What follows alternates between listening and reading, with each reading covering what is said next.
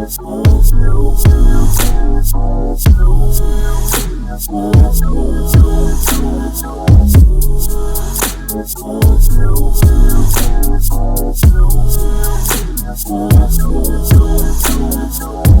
new beginnings.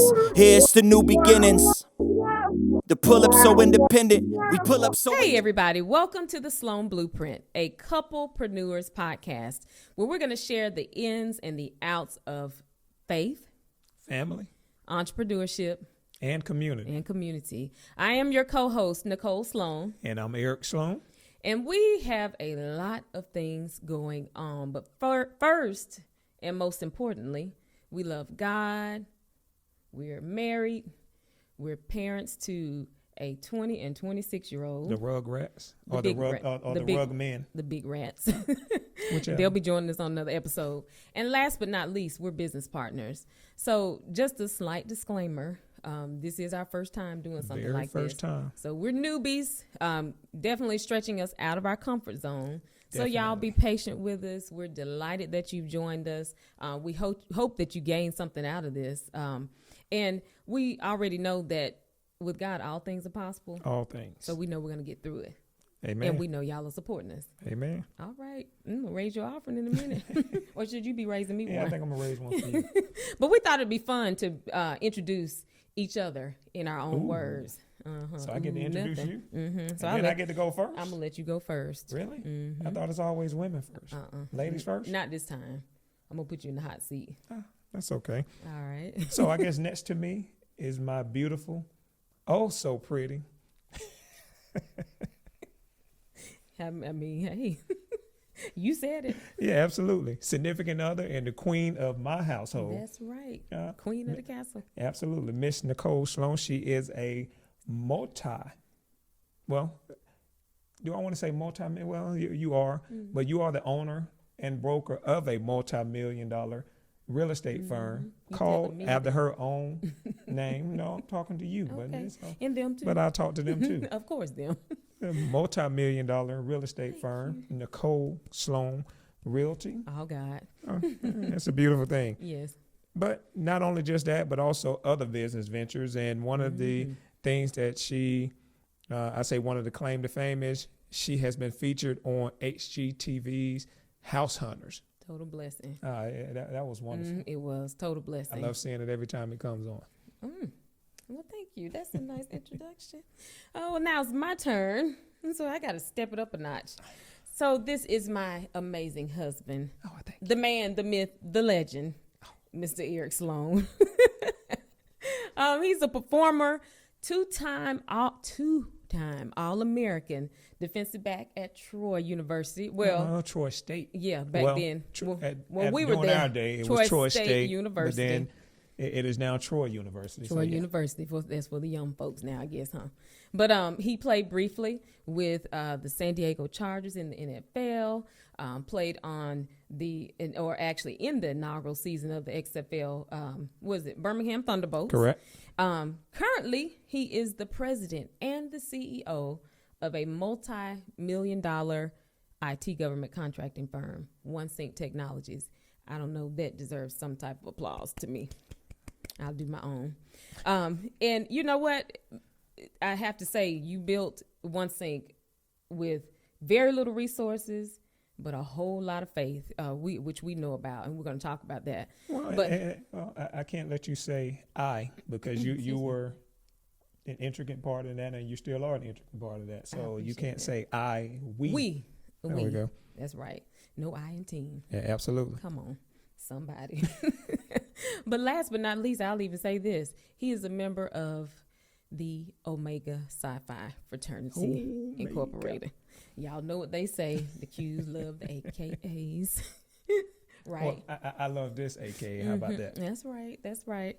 But again, we want to welcome you to the first episode of the Couplepreneurs podcast. And we just want to give you a little background on how we started this podcast. Our lives are built on faith. Like we said, faith, family, entrepreneurship, and community. And we know that God was really prompting us to tell our story. You know, we started out just like some of you. What they say, started from the bottom. Now we're here. Mm-hmm. Started from the bottom. Started from the bottom. Now you're here. There you go. There you go. See, you got me about to rock it. Right. But our testimony. This really is a testimony, just to encourage other couples, just anybody. If you're in a relationship, and you're almost a couple, or you're almost married, or if you're just in business, the secret to what we've done is just a lot of hard work. And it's not just from the business aspect, but when we're speaking about marriage or relationships, you got to put a lot of hard work into it, right? And right. Definitely a lot of hard work. Mm-hmm. But then not only from a hard work standpoint, you have to be able to communicate. But one of the things I wanted to get before we dove into that, mm-hmm. A little background, not only just from what we did there, but then how we got to where we are from a standpoint. Because I know from my standpoint, a lot of people see where you've played professional football, so mm-hmm. they may think that it was just so easy, mm-hmm. or you already had it. But no, right. that's not always been the case. Mm-mm. So after football, worked at UPS for a brief time period. Then from UPS, worked as a banker. And then got into government contracting a little bit, but not as a business owner, but as an employee. So started off as a help desk, then branched off or grew into a system administrator, then became transitioned to some other things, then became a lead engineer, then a project manager, program manager, and then just moving within the ranks, and then finally became a director of an organization and decided to branch off and just do our own thing. So it wasn't as sometimes you're having a conversation with someone where they think it's just something that happened overnight. Right. It's definitely been a process, a long process, and we have individually and then as a couple gone through our own trials and tribulations through that time frame to get us to where we are now. Yeah, and like people say, sometimes you see a person's or a couple or whatever, see somebody's glory, but you don't know their story, right? And we have a story. Yeah, we probably have many stories to tell. Got a lot of stories to tell. But okay, well, since you told a little bit about what you've done, I've been working since I was 15 years old. I tell our kids, they don't really understand how blessed they are. Because when I started working at 15, I was like a youth camp counselor or something like that. And, of course, as I grew and got older, I worked as a jeweler. I was a diet clerk I remember it was at Flowers Hospital. I was a caseworker. I worked on base as a business analyst, and then also as a career counselor. I worked as a career counselor, did that for years, and, finally just decided to step out into what I knew God had for me. And that's when I started real estate.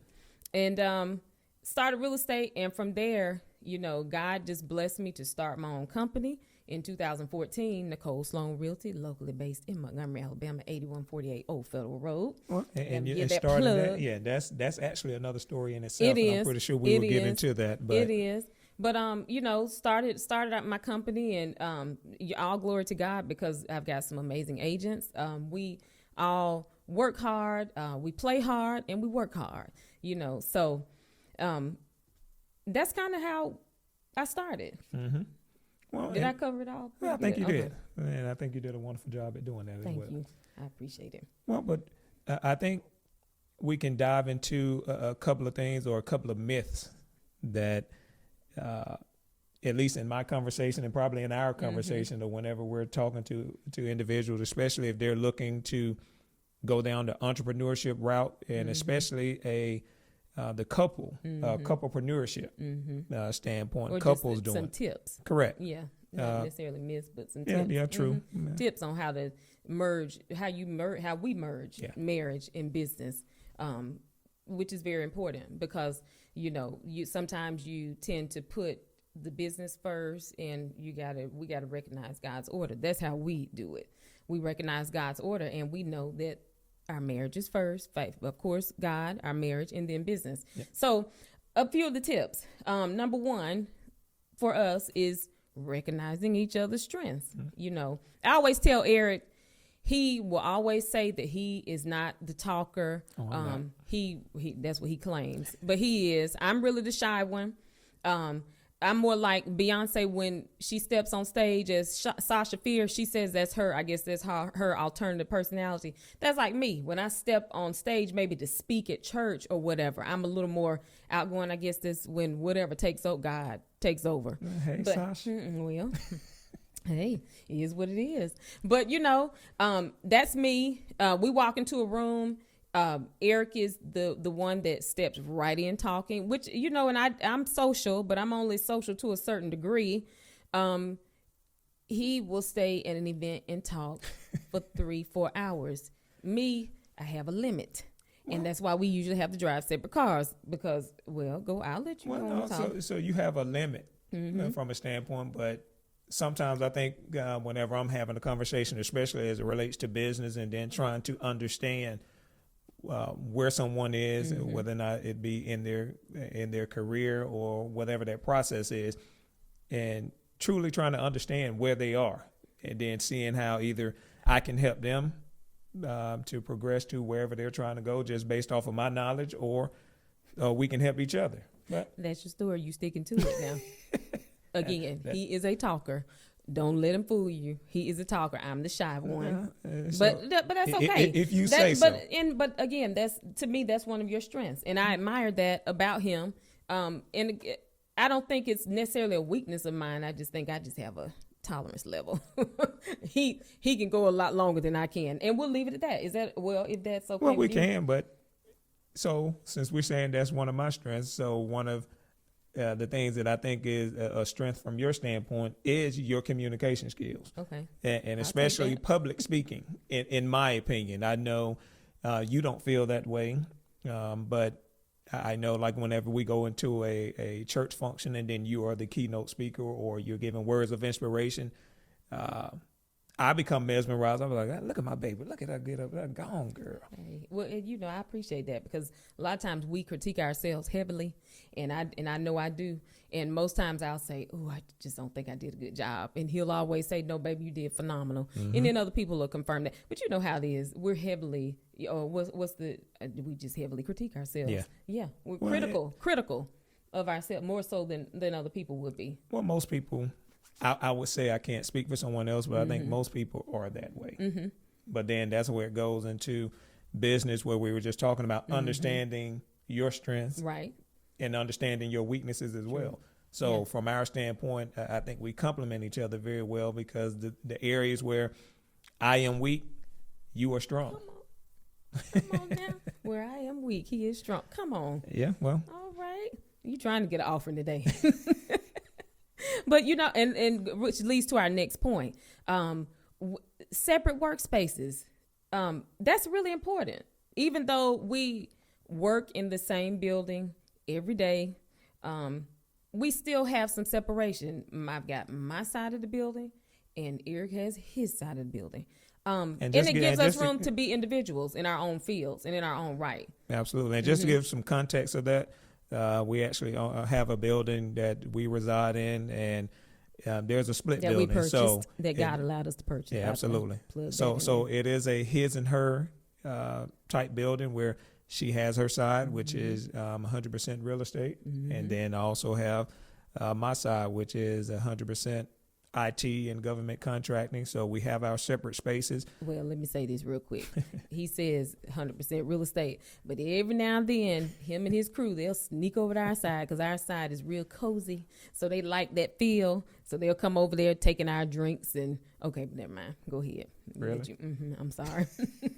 But again, separation is important. It allows us to be our own individual personalities, but we still work together. Because if I need Eric, whether it be, even though he doesn't necessarily do real estate, but if I need him or need to lean on him for a question or just to listen to me vent about a client or, whatever the case may be, he's there. Vice versa. I work well with him. And as far as with One Sync, there are a lot of different aspects that I have to participate in. So but having that separation to be individuals and to be what would you say? Not necessarily privacy. It's not not having privacy. No, I'm not going to call it privacy. It is probably more of me time in a sense. Mm-hmm. Because sometimes you have to have that me time, and even in business, you're working so hard and you have so many things going on, and then you don't want what's happening in business to cross over to your marriage or to your relationship, and vice versa. What's happening if something is going on in your marriage that may not be as pleasant, you don't want that to transition over to the business side. So sometimes it is good to have that separation just so you can sit down and think and just have quiet time, sometimes me time. But don't get so focused on the me time that you still forget about the next point. Yeah, your significant other. Us time. So he talked about me time. We have to make time for us. And that's what you need to do. If you're married and you're in business, don't forget how important that us time is. You know, spending time together, quality time. Because as we said, I think we mentioned a little bit in the beginning, you become so consumed with work that you sometimes forget. And it's not something that you even should have to put on a schedule. I have to raise my hand on that one because go ahead. Guilty as spoken, I guess. I mean, we're both guilty. I'm guilty as well. But we just have to be intentional about it. Yeah, true. It's something that you have to be intentional about. You cannot, you can't put it off. Your marriage will only grow just the same as your business. If you don't put time into it, it doesn't grow. You know, but that's just with anything. Well, and I think I like the analogy that you give sometimes. Like with our company or with One Sync, she always gives the notion to say, well, if you don't work in One Sync, or if you just stop right now and don't do anything, will it grow? Well, I said in the beginning stages, absolutely not. Now, I say I think we have a team that can operate and do things without us, which is a good thing. So now we're able to spend more time, and then you're not having so many things going through your mind as far as operating in the business where you're doing everything, where you're doing accounting, where you're doing the IT, where you're the business development person, you're HR, you're customer service, you're everything. But now we have the luxury we've got a team now. So, correct. You know, that's good. And, you know, it made me think about when you said this too, because in order to get that us time, it's kind of like this. When you plant a flower. Well, if you don't water and tend to that flower, will it grow? No, it dies. So that's the same way with marriage, and especially marriage that involves business as well. Husbands and wives working together. You gotta take that time for each other. I agree. Right, and you know, leading to our next point is still learning to listen to each other. Now I know, and I'll be honest, because I have that problem too. I'm guilty of. He'll be talking, and I really am not hearing what he's saying. I'm just waiting. Say it's not so. I'm guilty of that, and we all are, and I'm sure you guys can probably agree. We're listening, but we're not listening. We're listening only so when they finish, we can get our point across and say how we were right and you're wrong, and to point fingers. But that's important, you know, because as you're growing a marriage and a business, you got to listen. I mean, you got to take time to communicate. You got to communicate, you know, and that's all a part of communicating, listening and talking. You got to talk and listen, and that's communication, right? Well, effectively. I agree. Yeah. Well, you also got to be careful as far as when you say pointing the finger, because every time that right now, if I'm pointing the finger here and giving that explanation, pointing one finger's pointing at you, but you got three more coming back at you. That's right. That's a good analogy. Be careful as far as when you're saying, oh, well, you did this or you did that, Right. and that's in business, marriage, that correlation between those two. You're pointing you're pointing that out the weakness in this particular person or in this particular scenario, but you're pointing that out, but you still got three more fingers pointing back at you. So sometimes you can't always focus so much on what the other person is doing. Sometimes you got to look in yourself and say, hey, well, what can I do? Look at the man in the mirror. Yeah, exactly. What can I do to make that situation better? Yeah, and our pastor made a good point. Well, one day I remember something that he said. He said, when you become offended, if someone says or does something to you and you become offended, a lot of times God is just really showing you what's in you that you need to work on. So again, that just when you made that point, it just made me think about it. So again, learning to listen to each other, communicate effectively, and finally, which leads to forgiveness. This is our final point for today. Yeah, forgiveness and grace. You got to show each other a lot of forgiveness and a whole lot of grace, because offense will come. When you don't agree on a certain business decision or a decision in your finances or whatever the case may be, then that's when the enemy tries to sneak in a little bit and create that division or that unforgiveness. And that's why we have to practice forgiveness daily. But it made me think about and a meme that I saw, and it said, me and my boo vowed to not go to bed angry at each other, and we've been up since Friday. We probably, I don't think, and if we're honest, I know we've gone to bed angry before when we shouldn't have. And we shouldn't have, but and I sleep on the couch every now and then. And well, that's your favorite spot. Yeah. See, I grew up on the couch, so like, hey, cool. But hey, put them out. Look, can't get it together. Go on in there till we get it together. But that's being real. That's the real part of marriage. You won't always agree. We won't see things eye to eye, but that's when we have to exercise that listening to each other, communicating, agreeing to disagree. Would you agree? Learning to put your ego aside. Putting your ego aside and being the bigger person in a sense, and saying, I'm sorry. To me, sometimes I'm sorry is the biggest thing that you can do to eliminate any type of confusion. That's true. Sometimes I know it's hard sometimes because, I didn't do anything. Well, but you may not have done anything, but just that simple thing and having enough respect for not only yourself, but then your significant other, but then also your marriage and your union together, just to say, I'm sorry, to let go of some of the strife so that you don't go to bed angry and then wake up, because you don't know, especially in these days, in this day and time, you don't know. Tomorrow is not promised to you. So the next 5 minutes is not promised. Yeah, absolutely. So that's true. And that's called just dropping that pride. Pride comes before the fall. So we have to be aware of that. Let go of your pride. Say, I'm sorry. Even if you feel like he or she did whatever and they didn't apologize, whatever, because you're going to only be held accountable for you. Me, I'm only going to be held accountable for me. So that's just what we have to do. Well, and just still stand on the forgiveness standpoint, forgiving not only where you are right now. Sometimes you hold, as you said, offenses from the past. You got to let things go,